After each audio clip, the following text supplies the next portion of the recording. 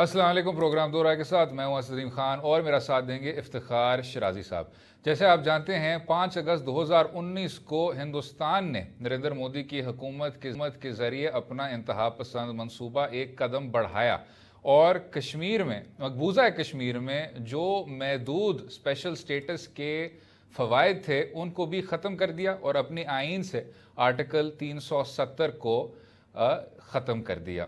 लेकिन उसके जवाब में वज़ीर आज़म इमरान खान साहब ने बैन अल-अक़वामी सतह पे ना सिर्फ आज़ाद कश्मीर का परचम लहराया लेकिन साथ में एक डिप्लोमेटिक कार्रवाई भी शुरू कर दी।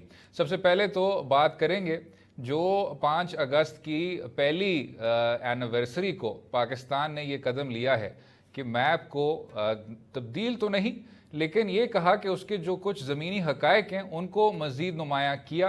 मकबूजा कश्मीर का जो एरिया है वो मैप पे भी अभी डिस्प्यूटेड लिखा हुआ है। उसके साथ साथ ये भी बात करेंगे कि किस तरह बुनियादी हकूक़ को कुचला जा रहा है कश्मीर में और जिनीवा कन्वेंशंस की खिलाफ वर्जी करते हुए किस तरह डेमोग्राफिक को तब्दील किया जा रहा है और वहाँ हिंदू सेटलर्स को लाया जा रहा है। हमारे साथ हैं major general retired Ejaz Awan साहब, बाकी सीनियर दफाई तज्जियाकार भी हैं। बहुत बहुत शुक्रिया जनरल साहब शो में शामिल होने का, अपना कीमती वक्त हमें देने का। बहुत ज़्यादा जाविये हैं सर इस इशू के। सबसे पहले तो ये बात करना चाहेंगे कि ये जो मैप आपने अब एक बार फिर वाजे किया है तो कुछ हिंदुस्तान के दफाई तज्जियाकार कह रहे हैं कि आपने तो असल में 5 अगस्त का जो स्टेप है पाकिस्तान ने अपने एंड पे भी उसको तस्लीम कर लिया है, लेकिन सर मैप पे तो अभी भी वाज़े लिखा हुआ है कि ये डिस्प्यूटेड टेरिटरी है और अक़वाम मुत्तहिदा के जो रेजोल्यूशंस हैं 48 के 49 के वो जब तक मंजिल तक नहीं पहुंचेंगे तो कश्मीर का मसला हल नहीं हो सकता। किस तरह देखते हैं sir? Ji thank you very much. बात यह है कि हिंदुस्तान तो इसको कोई भी रंग दे, जो 3 बातें प्राइम मिनिस्टर ऑफ पाकिस्तान ने कही थी वो दुरुस्त हैं। पाकिस्तानी अवाम के जज्बात की भी तर्जुमानी करता है, हमारे पॉलिटिकल मौक़िफ़ और सियासी मौक़िफ़ को भी वजाहत से बयान करता है और जो स्टेप्स इंडिया ने लिए हैं उनको ये नक्शा नेगेट भी करता है। इसमें पूरे का पूरा कश्मीर और गिलगित बल्तिस्तान उसको मुतनाज़ इलाका हल तलब मामला दिखाया गया है और लाइन ऑफ कंट्रोल ही है, उसको इंटरनेशनल बॉर्डर में बदला नहीं गया है। लिहाजा इंडिया का प्रोपेगेंडा गलत, लेकिन ये नक्शा एक अच्छा कदम ज़रूर है, लेकिन इससे जंग नहीं जीती जा सकती जिसका आगाज़ हो चुका है। ठीक। और जी जनरल साहब इनफैक्ट बिल्कुल आपने दुरुस्त कहा, लेकिन ये भी हम जानना चाहेंगे कि 70 बरस 72 बरस हो चुके हैं इस मसले को और अभी तक पाकिस्तान के किरदार के हवाले से कहा जाता है कहीं ना कहीं हमसे कुछ कोताहियाँ हुई, हमने इसको डिप्लोमेटिकली उस तरह एड्रेस नहीं किया या इस मसले को हल करने के लिए वो संजीदा कोशिश शायद नहीं हो पाई जो होनी चाहिए थी।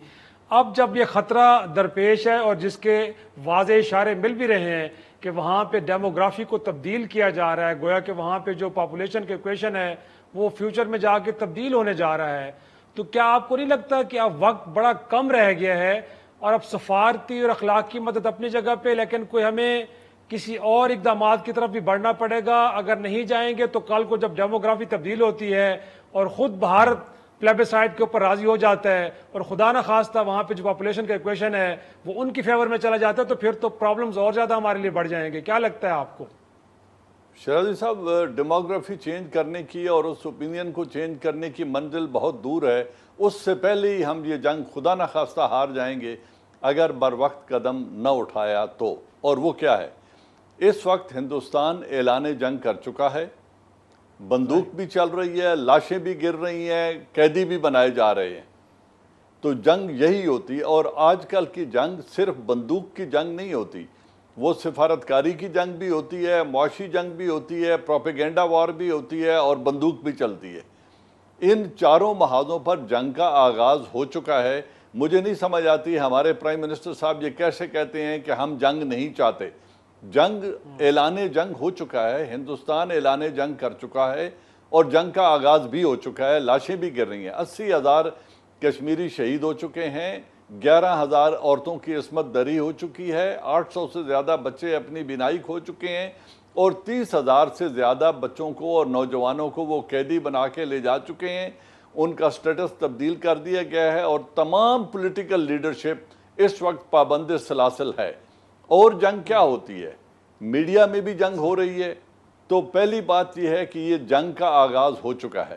اب مجھے یہ سمجھ نہیں آتی کہ اس وقت ہم جب ایک کشمیر کے حصے پہ جنگ نافذ کر دی گئی ہے اور جنگ پورے زور سے جاری ہے، تو گلگت بلتستان اور آزاد کشمیر کے لوگوں کو ہم کیسے یہ مشورہ دے رہے ہیں کہ آپ نے بارڈر پار نہیں کرنا جب تک میں نہ کہوں؟ وہ جنگ میں جب تک شریک نہیں ہوں گے، جب آپ کے خلاف کوئی آدمی برسر پیکار ہوتا ہے تو آپ کسی ایک فریق کا ایک بازو باندھ دیں اور اس کو کہیں تم ایک ہاتھ سے لڑو، دوسرا دونوں ہاتھوں سے لڑے گا، تو جنگ کا پاسا کس کے حق میں جائے گا؟ یہ مشکل بات نہیں ہے سمجھنا اس کو۔ لہذا ہماری جنگ میں جو کوتاہی ہے، پاکستان کی جنگ میں جو کوتاہی ہے، ہم سفارتی محاذ پہ جو کچھ ہو سکتا ہے وہ کر رہے ہیں، لیکن سفارتی محاذ اکیلا جنگ جیت کر نہیں دیتا۔ وہ لمبا پروسیس ہے، وہ ایک پروسیس ہے، ایونٹ نہیں ہوتا۔ لہٰذا وہ جنگ میں بھی جاری رہتا ہے اور حالت امن میں بھی جاری رہتا ہے، وہ اس وقت بھی جاری ہے۔ پاکستان نے اس کو مزید بڑھاوا دینا ہے۔ کیا کرنا ہے میں اگلے سوال کے جواب میں بات کروں گا۔ پھر اس جنگ میں آزاد کشمیر اور گلگت بلتستان کے لوگوں کو شرکت کی اجازت دیں۔ مجھے یہ نہیں سمجھ آتی وہ اجازت کا انتظار کیوں کر رہے ہیں؟ ان کی پارلیمان ہے، ان کا پریزیڈنٹ ہے، ان کا پرائم منسٹر ہے، وہ اپنی اسمبلی میں ریزولوشن پاس کر کے اس انتفادہ میں جو کہ آزادی کی جنگ ہے، حقوق کی جنگ ہے، اس میں شمولیت کا اعلان وہ کیوں نہیں کر رہے؟ وہ کیوں کسی اشارے کے منتظر ہیں؟ جبکہ ان کو یو این بھی یہ حق دیتا ہے کہ اپنے سیلف ڈیفنس میں وہ بندوق اٹھانے کا اختیار رکھتے ہیں۔ ان کے ملک پر قبضہ کر دیا گیا ہے، ان کے لوگوں پر جبر کیا جا رہا ہے، ان کو کسی اجازت کی ضرورت نہیں ہے، ان کا ایکشن بھی لیجیٹیمیٹ ہے۔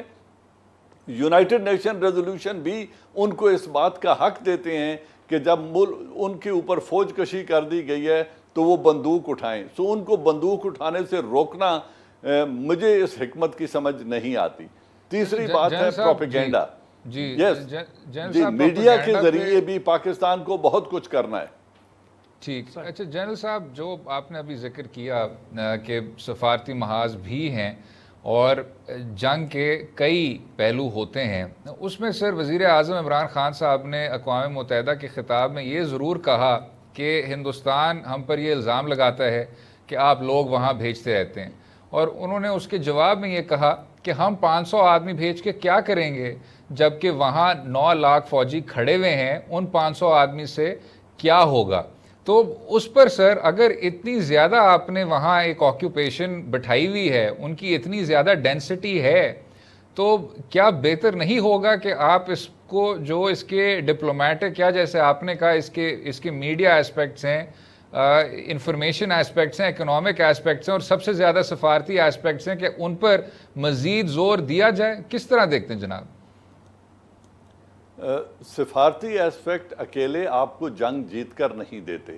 ہم وزیر اعظم صاحب جو ہے وہ ایک فالس نیریٹو سے پریشان ہیں۔ اگر اجیت دووال کل ایک اور پلوامہ کرا دیتا ہے تو کیا آپ اپنی نیشنل اسٹریٹجی بدل لیں گے؟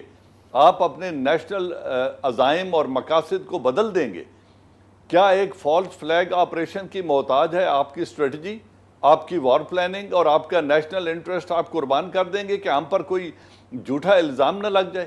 ہم پر الزام لگاتا رہا امریکہ اور افغانستان 19 برس کہ ہم دوغلے ہیں، پاکستان سے دہشت گردی افغانستان میں ہو رہی ہے۔ آج جب وہ وہاں سے بوریا بستر لپیٹ کے جا رہے ہیں تو خود امریکہ نے کہا ہے کہ دہشت گردی افغانستان سے پاکستان کے اندر ہو رہی ہے اور وہاں 6,500 تحریک طالبان کے فائٹرز موجود ہیں جو پاکستان کا نقصان کر رہے ہیں۔ اب ان کا نیریٹو کیوں بدل گیا ہے؟ جب ان کو سوٹ کرتا ہے وہ لوگ اپنا نیریٹو بنا لیتے ہیں، اور جب انہیں سوٹ نہیں کرتا تو دوسرا نیریٹو بنا لیتے ہیں۔ اس طرح کے پروپیگنڈا سے مرعوب ہو کر اگر ہم اپنی قومی پالیسی بنائیں گے یا قومی پالیسی پر عمل پیرا ہونے سے پہلے صرف پروپیگنڈا سنیں گے تو پھر یہ ڈیسیجن میکنگ میری ذات کے مطابق بہت کمزور ہے۔ آپ ایسا نہیں کر سکتے۔ آپ 500 نہیں بھیجیں گے۔ بات یہ ہے آزاد کشمیر آزاد کشمیر اور گلگت بلتستان اس پورے حل طلب ریجن کا ایک حصہ ہیں. کل جب پلیبسٹ ہوگا تو یہ لوگ بھی ووٹ ڈالیں گے. آج ووٹ ڈالنے والے اس جنگ میں کیسے لا تعلق ہو کر کنارے پہ بیٹھ کے صرف دعائیں یا بد دعائیں دے سکتے ہیں؟ ان کو اس انتفاضہ میں شرکت کرنی پڑے گی. ان کی تعداد ان کشمیریوں سے زیادہ ہے. اس لیے جب تک یہ جنگ میں شریک نہیں ہوں گے، جب تک ہندوستان کی لاشیں وہاں سے نہیں اٹھیں گی. اگر مجھے کوئی دنیا کا یہ اسٹریٹجسٹ یہ بات بتاتا ہے کہ نریندرا مودی صرف سفارتی پریشر کی وجہ سے یا پراپیگنڈا کی وجہ سے آرٹیکل 370 اینڈ 35A زیادہ ضروری ہے، اس کو وہ انووک کر دے گا نئے سرے سے، اپنی فوجیں وہاں سے نکال دے گا، تو میں اس نیریٹو کو تسلیم کرنے کے لیے تیار نہیں ہوں. ایسا آج تک نہیں ہوا. جب جنگ ہوتی ہے تو انتفاضہ، ہاں ہندوستان کی لاشیں جب وہاں سے جانا شروع ہوں گی، جو فوج پہلے ہی ڈی مورلائزڈ ہے، جو خودکشی کر رہے ہیں، سپاہی اپنے افسروں پہ گولی چلا رہے ہیں اور ان کی مائیں بددعائیں دے رہی ہیں ان کو کہ جی ہمارے بچوں کو کیوں اس آگ میں جھونک رہے ہو.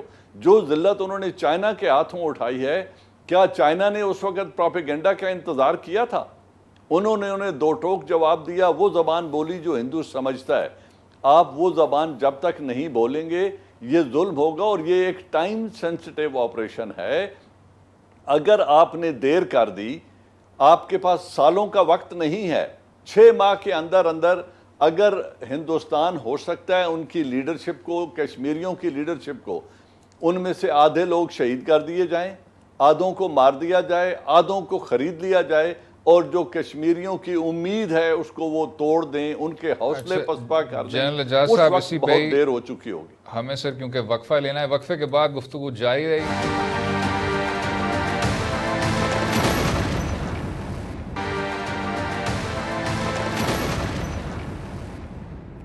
ویلکم بیک ٹو دو رائے. بات ہو رہی تھی مقبوضہ کشمیر میں صورتحال کی. ہمارے ساتھ ہیں میجر جنرل ریٹائرڈ اعجاز اعوان صاحب.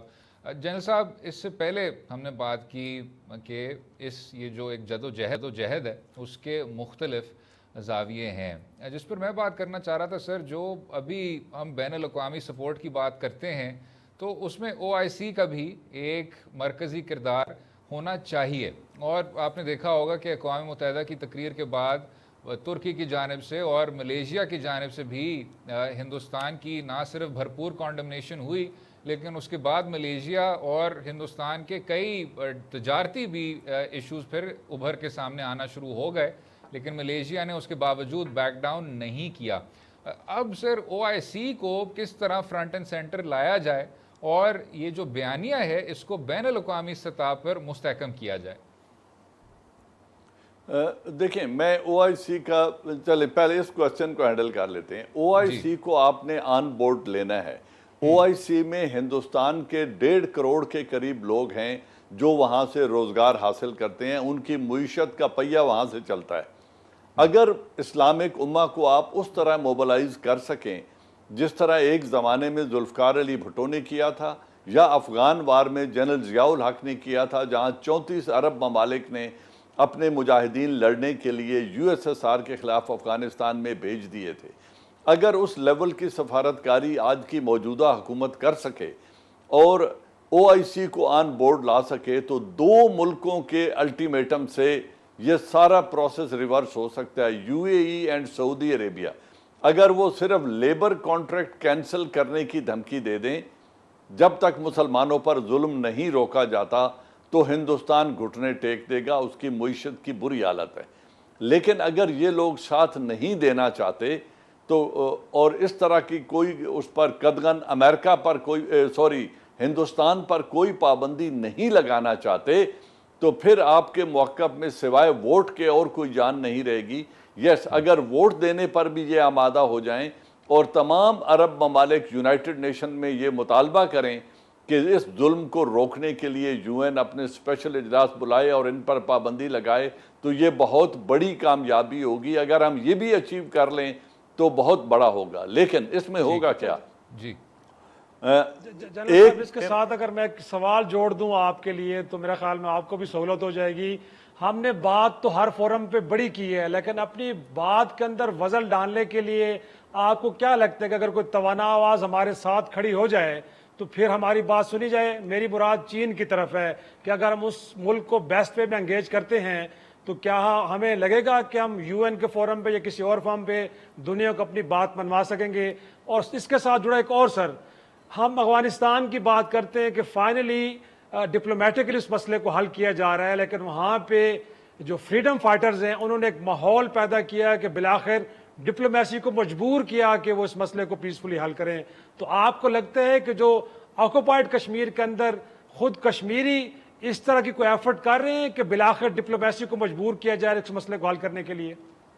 آپ نے بالکل درست کہا، تمام جنگیں وہ ماحول پیدا کرتی ہیں کہ نیگوسیشن ٹیبل کے اوپر ہر جنگ کے بعد بیٹھنا پڑتا ہے، لیکن اس ٹیبل پر ڈومینیٹ وہ کرتا ہے جو میدان جنگ میں ڈومینیٹ کر رہا ہو۔ اس لیے جنگیں لڑی جائیں ماحول سازی کے لیے۔ چین کا رول ایک زمانے میں ہم نے 1971 میں دیکھا تھا کہ یو ایس ایس آر نے اور اندرا گاندھی نے ایک معاہدہ کیا تھا جس کے تحت انہوں نے تیسری طاقت کو انٹرونشن سے روکا اور ایسٹ پاکستان پر حملہ کر کے پاکستان کو دو لخت کر دیا۔ اب اگر اس وقت کے پاکستان کے اوپر پڑوسی ملک حملہ کر سکتا ہے، ایسٹ پاکستان پاکستان کا حصہ تھا، اس کے اوپر کوئی یو این ریزولوشن نہیں تھے، وہ ڈسپیوٹڈ ٹیریٹری نہیں تھا، عوامی لیگ کے ساتھ سیاسی اختلافات پاکستان کا اندرونی معاملہ تھا، لیکن ان تمام باتوں کے باوجود ہندوستان نے مکتی باہنی بھی ٹرین کیے، ان کو اسلحہ بھی دیا، پروپیگنڈا بھی کیا اور بالآخر فوج بھی اپنی اندر داخل کر دی اور پاکستان کو دو لخت کر دیا۔ روس نے جو کردار ادا کیا اس وقت یو ایس ایس آر نے، انہوں نے چین اور امریکہ کی مداخلت سے انہیں باہر رکھا، عملی طور پر ایک معاہدہ کیا۔ آج اگر چین ایسا ہی معاہدہ کرنے کو تیار ہو تو یہ بڑا ایک ڈیسائسو معاہدہ ہو سکتا ہے، کیونکہ اب چین کے اور ہمارے اسٹریٹجک انٹرسٹ کوئنسائڈ کرتے ہیں۔ تجارت کے تمام تر راستے اور پروجیکٹ پاکستان سے گزر رہے ہیں۔ وہ ایران بھی تب پہنچے گا جب پاکستان سے گزرے گا، وہ سینٹرل ایشیا بھی تب پہنچے گا، یوریشیا بھی تب پہنچے گا جب وہ پاکستان سے گزرے گا اور گوادر میں آئے گا۔ تو اگر ہمارے اسٹریٹجک انٹرسٹ اس طریقے سے کوئنسائڈ کر رہے ہیں تو کوئی ان کے ساتھ بھی ڈیسائسو معاہدہ کیا جا سکتا ہے، جس کی تفصیلات یقیناً دونوں حکومتیں مل کر طے کریں گی۔ اس وقت ہندوستان بہت کمزور ملک ہے 4 اعتبار سے۔ پہلی بات یہ ہے اس کی آرمی اوور سٹریچ ہو چکی ہے، وہ تقریباً 35,000 فوجی بھیج رہا ہے چائنا کے بارڈر پہ، 7 لاکھ سے زیادہ فوج اس نے کشمیر کے اندر لگائی ہوئی ہے۔ اس 2 کور اس کی 14 کور اور 15 کور آلریڈی ڈپلائیڈ ہیں چین اور پاکستان کے لائن آف کنٹرول کے اوپر، اور اس صورت میں اس کا جو کشمیر کے اندر سپورٹ بیس ہے وہ بالکل ختم ہے۔ آج کوئی کشمیری لیڈر ہندوستان کی طرف نہیں دیکھتا، آج پورے کا پورا کشمیر ہندوستان کے اگینسٹ ہے، ایلینیٹ ہو چکا ہے، عوام بھی اور لیڈرشپ بھی۔ آج نہ کوئی مفتی ان کے حق میں ہے، نہ کوئی عبداللہ ان کے حق میں ہے۔ تو آج اس طرح کشمیر کے اندر بھی کمزور ہے، اور ملک کے اندر بھی سٹیزن امینڈمنٹ ایکٹ کی وجہ سے، مائنورٹی پر ہونے والے ظلم کی وجہ سے، سیکولرزم کو ختم کرنے کی وجہ سے آج اس کے اندر بھی دراڑیں پڑ چکی ہیں۔ ان کی اکانومی بہت کمزور ہے۔ آج ان کے اندر کووڈ کا پھیلاؤ جس رفتار سے 350 کے قریب اموات روزانہ ہو رہی ہیں، تو اتنے کمزور ملک کو اگر ہم وقت دیں گے تو 2 چیزیں ہو جائیں گی۔ پہلی بات یہ ہے کہ اگر ہم نے انہیں 6 ماہ سے 1 سال کا وقت دے دیا تو S-400 دفاعی میزائل سسٹم جو وہ روس سے خرید چکا ہے وہ لے آئے گا، اور ہماری ایئر فورس کو کاؤنٹر کرنے کے لیے وہ مکمل طور پر تیار ہو چکا ہوگا، جس کی پوزیشن میں وہ آج نہیں ہے۔ دوسرا، رفائل جہاز ان کے آ چکے ہوں گے اور 1 سال میں وہ انہیں آپریشنلائز کر سکتا ہے۔ اگر ہم اس وقت کا انتظار کر رہے ہیں اور اس وقت جنگ لڑنا چاہیں گے تو پھر اس وقت کشمیری جو انتفاضہ ہے اس کو وہ کچل چکا ہوگا، اور ہم وہی غلطی دہرائیں گے جو ہم نے کارگل میں کی یا جو ہم نے آپریشن جبرالٹر میں کی تھی۔ آج کمزور ہندوستان ہے، آج وقت ہے اگر آپ انتفاضہ میں روح ڈالیں اور کشمیریوں کو اور گلگت بلتستان کے لوگوں کو اجازت دے دیں کہ وہ جائیں. وہ جتنی تعداد میں وہاں پہنچتے ہیں یہ ان کا مسئلہ ہے, اور وہ اس ٹیبل کو ٹرن کر سکتے ہیں. ان کی مدد کریں اور خود سفارتی محاذ پر موبلائزیشن کریں اور پروپیگنڈا میڈیا کے ذریعے, سوشل اینڈ الیکٹرانک میڈیا کے ذریعے دنیا کے آگے ہونے والے ظلم کو اجاگر کریں. بالکل ٹھیک. میجر جنرل قزوان صاحب بہت بہت شکریہ سر شو میں شامل ہونے کا, اپنا قیمتی وقت ہمیں دینے کا. اسی پر وقفہ لیں گے, وقفے کے بعد گفتگو جاری رہے گی. بات کریں گے کرونا وائرس کی وبا کے متعلق اور وفاق اور صوبے کے بیچ کچھ کشیدگی کی. رہیے گا ہمارے ساتھ.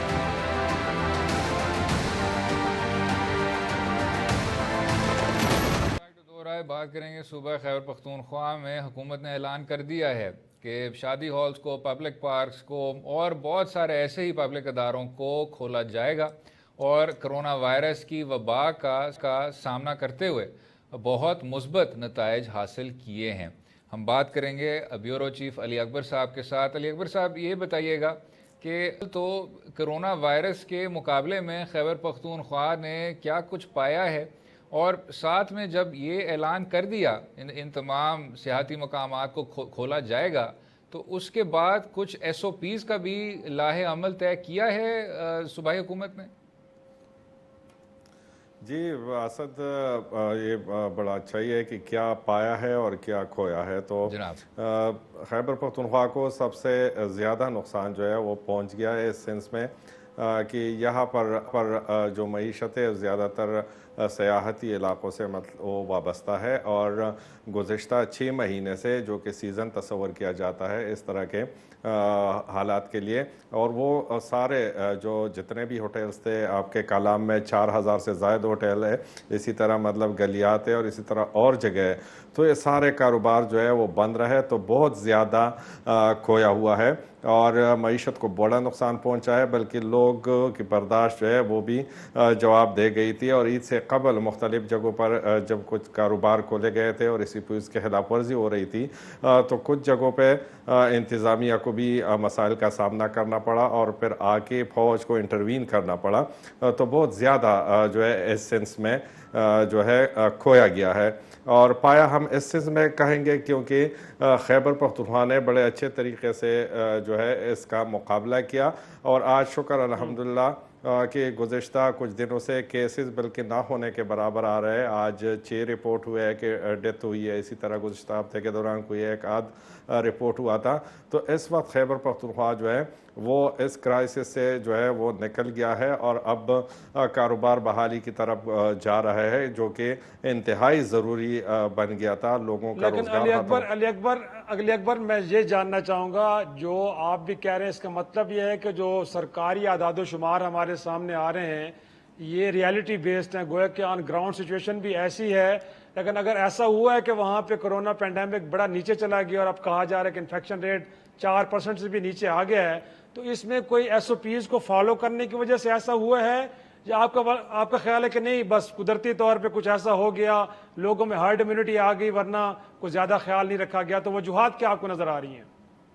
شاہد صاحب بالکل جو ہے اب جب ہم دیکھ رہے ہیں تو خیبر پختونخوا میں پہلے بھی ایس او فیز پر عمل درآمد ہو بھی رہا تھا, لیکن یہاں تھوڑی سی سچویشن ڈیفرنٹ تھی. شروع میں بھی جو ہے یہاں پر کیسز کم دیکھنے کو ملے, پھر بیچ میں سے بہت زیادہ جو چھوٹی عید گزر گئی تو اس کے بعد بہت زیادہ کیسز سامنے آنا شروع ہو گئے. اس وقت جو صورتحال ہے وہ بالکل جو ہے ایس او فیز مین جگہوں پہ, اگر بڑے شہر ہے تو اس کے اندر کچھ جگہوں پہ ایس او فیز فالو ہو رہے تھے, تاہم اس وقت جب ہم دیکھ رہے ہیں تو گزشتہ کوئی 1 مہینے سے ایس او فیز کا مطلب جو ہے ایشو نہیں آ رہا کہ لوگ اسی پہ عمل درآمد کر کے اور مطلب جو ہے اس کو شکست دے گئے. یہاں پر نیچرلی جو ہے یہ جو پینڈیمک ہے یہ کم ہو گیا ہے. اب اس کے اثرات مطلب جو ہے موسم کی وجہ سے ہو سکتے ہیں یا امیونٹی کی وجہ سے ہو سکتے ہیں, تو مجھے نہیں لگ رہا کہ گزشتہ 1 مہینے سے کچھ زیادہ ایس او فیز پر سختی سے عمل درآمد کیا گیا ہے اور اس کی وجہ سے اس کا مقابلہ کیا ہے. نیچرلی مطلب یہ پینڈیمک جو ہے یہاں پر کم دیکھنے کو مل رہا ہے. اور یہ جو تعداد ہے شرائی صاحب, پہلے جب کوئی اس طرح کے واقعات ہوتے تھے تو ہم اس کو ہائی لائٹ کرتے تھے, اور اب واقعی میں گزشتہ 2-3 ہفتوں سے بالکل یہ پینڈیمک جو ہے یہ کافی حد تک مطلب جو نہ ہونے کے برابر رہ گیا ہے. بالکل ٹھیک. علی اکبر صاحب بہت بہت شکریہ شو میں شامل ہونے کا, اپنا قیمتی وقت دیں. اسی پر وقفہ لیں گے اور وقفے کے بعد بات کریں گے کراچی شہر کی اور وہاں جو صفائی کی کارروائی کی جا رہی ہے اس پہ صوبائی حکومت کا کیا موقف ہے. رہیے گا ہمارے ساتھ.